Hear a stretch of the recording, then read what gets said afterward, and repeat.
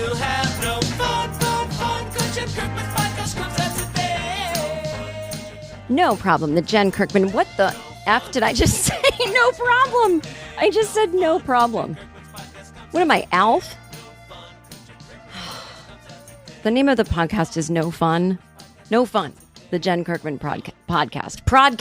I'm not drunk. I'm not high. As far as I know, I'm not insane. Well, this actually reminds me of one of the things I'm going to talk about today, which is the outtake video of Donald Trump. But anyway, because I'm clearly having a Donald Trump moment, but No Fun, the Jen Kirkman podcast. This is episode 15 in season 10. If you are hearing this on your favorite podcast app, you are getting the first 15 minutes of this episode for free with ads. And if you would like to get the full episode as well as other bonus episodes, please do join my Patreon. It is $3 or $5 a month. That's it. I mean, that's a sin. It's a sin not to join at that rate. Please click the link in the show notes to join. I ain't doing this for my health. I'm doing it to pay the bills. One of the things I do to pay the bills, I got a lot of bills. Got a big life, people. All right, so join the Patreon. Support a woman in comedy. Support me. Quick announcement. All of the rest of my Gonna Panic Like It's 1999 shows at Union Hall in Brooklyn are canceled. Not rescheduled. Canceled. And I'm so sorry. All of you that bought tickets will be receiving a refund. I do not do this lightly. I'm sure you guys are excited to. I mean, everyone loves a cancellation, right? I know you're probably excited to see the show. I told y'all don't ever travel to see me because that's just foolishness. I don't think any of you who purchased tickets were traveling. But again, that's your own risk. But everyone loves a cancellation. Now you've got an afternoon or an evening free, and you're going to get some money back into your account. I do feel badly for Union Hall as they have to now give that money back. But here is the reason I canceled. COVID. I mean, it's just 100%. We are surging. And, we have no mask mandate anymore in New York City. We have no vaccine mandate. Now, the Union Hall venue does have a vaccine requirement. But what does that mean anymore? You could have just received the first 2 shots, which only work against the alpha and beta strain, which we're so far beyond that. So you have your 2 shots. You didn't get the third one, the fourth one. You didn't get the 2 boosters. You're as good as unvaccinated, right? Well, we never went that far as a country. Don't get me all babbling about this right now. So there's that aspect. There's the other aspect, which is the new variants do evade the boosters. But again, get your boosters for the love of God, because I still have not gotten COVID and I had all 4 shots, and it certainly prevents you from getting hospitalized or dying. Although I know people that have had COVID who've had all 4 shots and they felt pretty crappy. But again, it was the same crappy you'd feel if you had a bad flu or a bad cold. Again, without it, you could get long COVID and or be in the hospital. So, okay, so we don't know how many vaccines and boosters people in the audience have had. I asked Union Hall if they would go along with implementing a mask mandate for my shows. And they said, sure, because they are a lovely venue that you should support. And because the first couple of nights I did my shows, I looked out into the sea of people, and it's a small venue. This was a workout. This was for me to work out a new one-woman show. What I realized, by the way, is that I actually have 2 shows on my hands. I had too much material. And so at some point in the future, I will be doing both shows at some point. Not at the same time, obviously. So lots to work with, and I have things that I need to work on to get both of them to a place they need to be at. But I will not be doing it. I will be just having to write it on my own at home. I will not be doing it live on stage. And so I would look out into the sea of faces, and I would see, like 70, 80 people without masks on in a small, low ceiling, unventilated room. No fresh air. There's no, whatever that's called that airplanes have. There's none of that circulation. And I'm sitting there talking with my mouth open for 90 minutes. And y'all are laughing with your mouths open in my general direction for 90 minutes without masks. It's really foolish. And you know me, I was not touring during COVID. Now, listen, I didn't want to anyway, so it wasn't hard. But I very much don't want to put y'all at risk if you're not going to take care of yourselves by putting masks on. And I'm certainly not putting myself at risk. Now, what things will I risk? Well, I have to go back and forth from New York to LA because I also live in LA.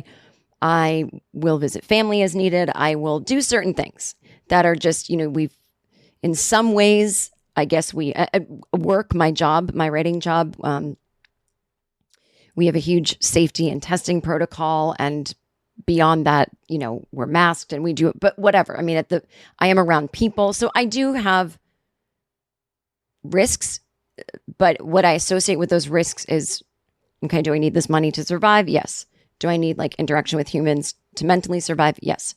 Do I need to take care of things in my home in LA? Yes. So, but what is not worth the risk is working on a one-person show that was supposed to be, this was just supposed to be for me, for my creative journey. It wasn't going to be a Netflix special. It wasn't even going to be, if it's going to be something where it's I do it off Broadway in New York or whatever. I mean, that's going to be years from now. It was really just, hey, I don't do stand-up anymore. Let me see if I get my ass on stage, what I can do with this wealth of ideas I have that were related to panic, anxiety, fear, flying, childhood, the 80s, whatever. But again, it was not money I needed to live on. It was not some desperate mental health thing, that was somehow going to do something for me. Oh my God, I need to be around people. It was just if y'all have the time and if I have the time, let's do this. Let me entertain you while I work on something. If you enjoy seeing the process of someone work something out, you're the perfect audience member for me. I don't care if there's 10 people there or 100. I can get the job done either way. But that is not worth risking COVID for. And the last show I did, the last two shows I did, there was a mask mandate. And there is cocktails at this place, and people were taking much advantage of you must wear a mask, but you can not wear it while you're drinking. And so people would just have the mask down around their chin or off completely while they sipped their drink for, the duration of the show. And look, I'm an audience member at things at times.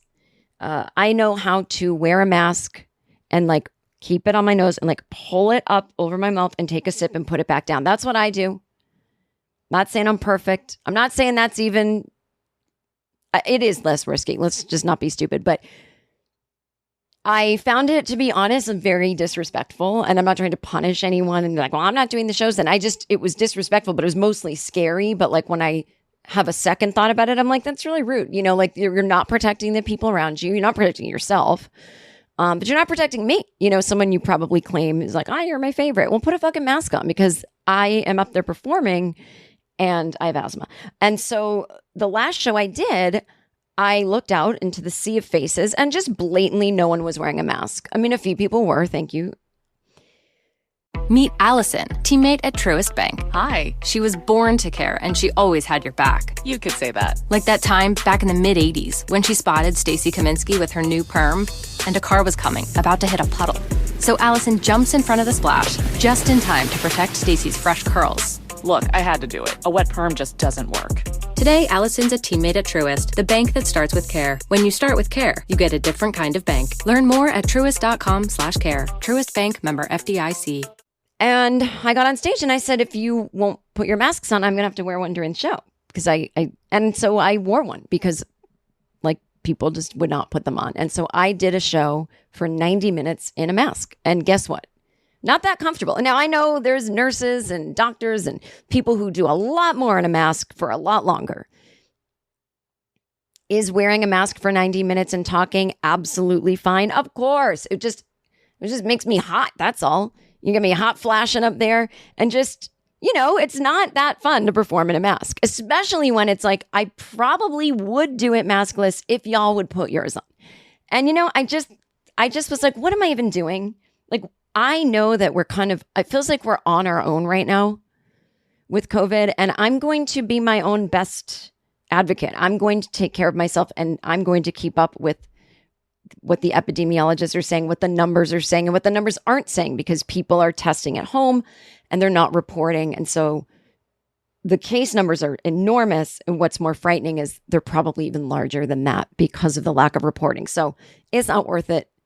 And so those are canceled until further notice. We'll see how we go in the next phases of this, if the variant specific vaccine, or I don't know, whenever I feel comfortable is when you'll see me on stage again. So sorry for that long explanation, but you can hear my voice. There's a little resentment in there that trust me, even if y'all had masks on, I would have canceled these shows, because it's just still like, I wasn't having a good time the last couple shows because I was so uncomfortable thinking about COVID.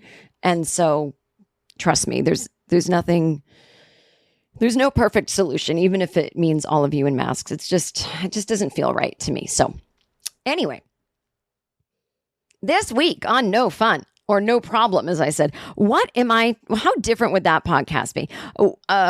Let's not even think about it because it sounds awful. But what am I going to talk about this week? I'm going to give my take on the Trump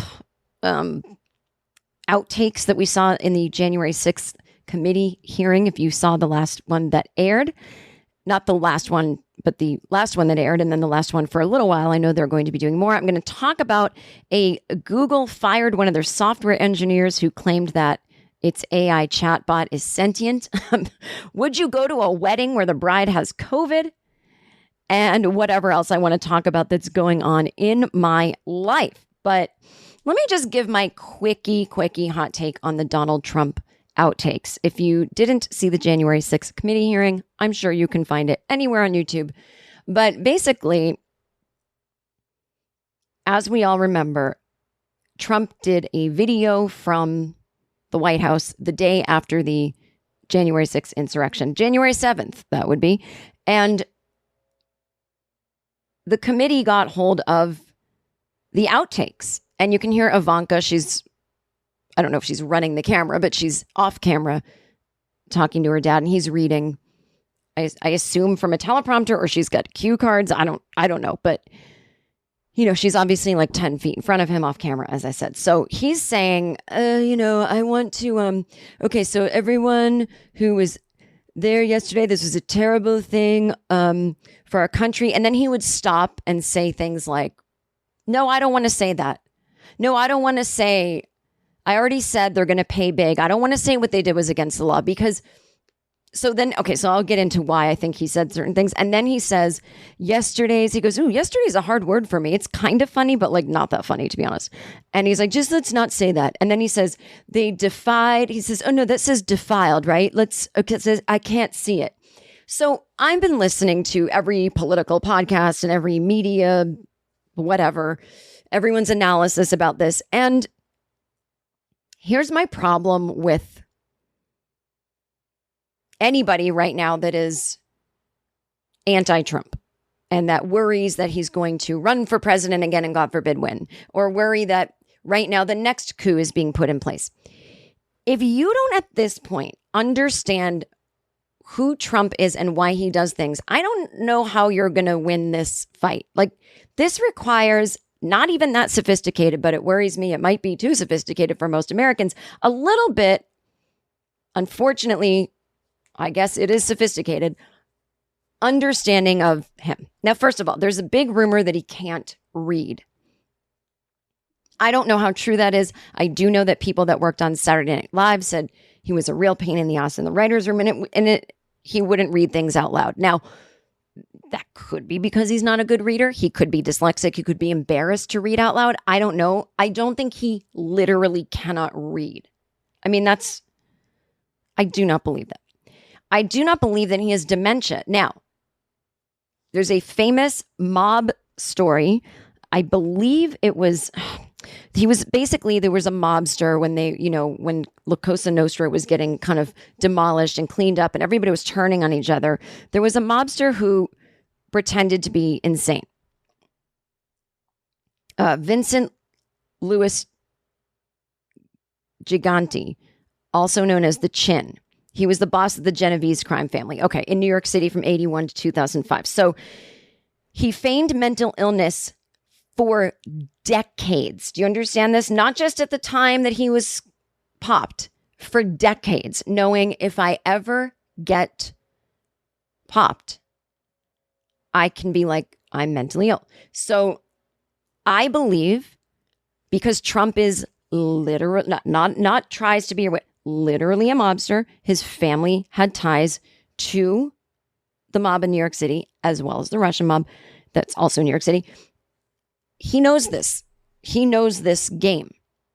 I believe he has been mildly pretending to be a little bit fucked up so that you can have years of evidence of him on video saying things wrong. Now, there was one time when his dentures slipped. We saw him drink a glass of water with two hands. He walks weird. All of this, there's something going on for sure, but I do believe that he will claim he has dementia or is mentally ill. I do believe the rumors that he's allegedly an Adderall addict, that he's snorting this, doing that. Of course, I do believe that. I do believe that he's maybe, there was also the allegation that he had syphilis, and that does kind of rot your brain. But I do not believe he currently has dementia because, again, you can go, no, Jen, but look at this, look at that. No, I get it. It's very believable that he would. That's my point. He knows what he's doing. Now, I might be wrong, but I'd rather think about it the way I am than people that are like, he has dementia. Look at him. He's acting all crazy. It's like, guys, you've got to get smarter than this. I don't want you. You're not going to be able to be on my FBI team. I'm not going to hire you if you can't. You got to think like a mobster, right? So when he said defiled, defined, that's literally just someone saying, I can't see. And you know that he can't see because he's 78 years old. And have you ever seen the man wear glasses? He wouldn't do that. This week, I have the best vision in the world. It's 20. The doctor said it's 40-40. This is more than 20-20. I have beautiful eyes, the best eyes, tremendous eyes. And you go, oh, maybe he wears contacts. No. You think that guy is going to shove something in his eyeball every day with ketchup on his fingers? He's not doing that. His eyes would be infected. Forget putting it in his eye and then taking it out. His eyes would be infected. He would never know how to handle that. He's not going to read. He's not going to put on his readers on camera if he has them at all. Oh, hey, guys. I'm Hallie Kiefer. And I'm Allison Livey. And we have a podcast called Ruined, where every week we crack open a new and different horror movie to feast on the goo inside. Oh, I hate that. And I hate all horror movies. But even though I'll never watch any of them, I always want to know all of the twists and turns. And there's nothing I like more than watching horror movies and then telling Allison about them in gory, disgusting detail. Ugh, no thank you. But also, yes, because this is the perfect podcast for scaredy cats like me. And blood lovers like me. So join us for Ruined and subscribe wherever you get your podcasts. And I don't know if he would even allow anyone to write in big font. No, we can't do that because then it's going to look weak. So I don't think he saw everyone's like, oh my God, did you see where he didn't know if it was defied or defiled and then said he couldn't see it? I'm like, yeah, that's pretty much a narcissist who couldn't see something. It's easier for him to say he can't see it, which doesn't imply he has bad vision. He just couldn't see that word, which you can easily blame on someone else. Okay. And then he says, yesterday's a hard word for me. Okay. I mean, that doesn't, listen, guys, I want to say horrible things about him, but it doesn't mean he has dementia. It doesn't mean he's stupid. And it doesn't mean anything. I mean, case in point, my one woman show that I was just talking about, I'm talking at this point in the show about the sound the engine of an airplane made the first time I was on a plane. I'm trying to say the word WHIRRING, roaring. It sounds like I'm saying roaring. And I'm like, I hate saying that word. I remember one night on stage because I was reading something I wrote. I went, roar. Oh, I don't like saying the word roaring. I'm not going to say it. So I changed it. I forget what I said. I think I said rumbling or something. A word that actually doesn't work for what I was trying to say. But Do I have dementia? Am I on drugs? No. It's like sometimes a word. He's just like, I don't like that word. There's no there. Was it funny? I mean, sure. And then the other thing, when he's saying, no, I won't say that about them. I've heard so many pundits say, because he doesn't want to say bad things about his followers because they're his people. And I'm like, guys, it's literally as simple as he doesn't want to implicate himself because everything that happened that he incited is against the law. So it's just legal stuff. I mean, it's just that simple, y'all. There's not like, there's plenty of pathology and be like, oh, you know, he does this for that reason, but this simple legal stuff. It's the same thing that drives me crazy when liberals fall for, why isn't Biden doing something about when, you know, we had the hearings for Amy COVID Barrett, as I like to call her, and Brett Kavanaugh, and we asked them if they believed that Roe versus Wade was, you know, settled and, you know, they wouldn't fuck with it. It's like, guys, they didn't lie. I hate to tell you, but they're lawyers. They may not be the worst people ever. They may not be the brightest judges or lawyers, but they know how to not perjure themselves, okay? So when we watch the video of them being asked, do you believe Roe v. Wade is however they put it? Well, yeah. I mean, they're literally going, yes, Roe v. Wade is a constitutional amendment that's been around since 1973, you know, whatever. They're not saying, and I believe it should stay that way, or under, you know, as a member of the Supreme Court, I will not touch it. And they were asked questions that were like, will you overturn it? And they answered basically in a general way that they would not overturn anything, any decisions, unless they had, like, basically, to put it in layman's terms, had a good reason and had examined the case. Now that gets them out of everything because they actually re-examined the case of Dobbs, and they decided, no, they don't think it's constitutional. Now they're bullshitting, and they planned to do this since day one. That's why they wanted to be on the Supreme Court. We know this, but they didn't obviously say it out loud, but they didn't say the opposite either. They just said exactly enough to not perjure themselves. And the problem is, whomever was questioning them could have said, these answers are the perfect answers if you don't want to perjure yourself. But I'm asking you, do you want to, like, they could have, now they're never going to answer, but they would get all fumbly bumbly. Now, again, they were going to get confirmed because Trump was in charge. But again, like, don't waste your time with performative progressives who are like, Biden needs to impeach them. There's no case. They never said that they would protect Roe v. Wade. They never said that. And I remember I watched the hearings. I watched the confirmations. And I remember thinking then, brilliantly evil what they're doing. They're saying exactly what they need to say so they don't perjure themselves. Guys, you just got to be a little more with it. You got to look for who's grifting where. Who's trying to pretend that this thing isn't happening so they can grift? You got to keep your eyes open. Speaking of grifting, the rest of this episode will only be available to Patreon subscribers. So click the link in the show notes to join, and I'll see you over there.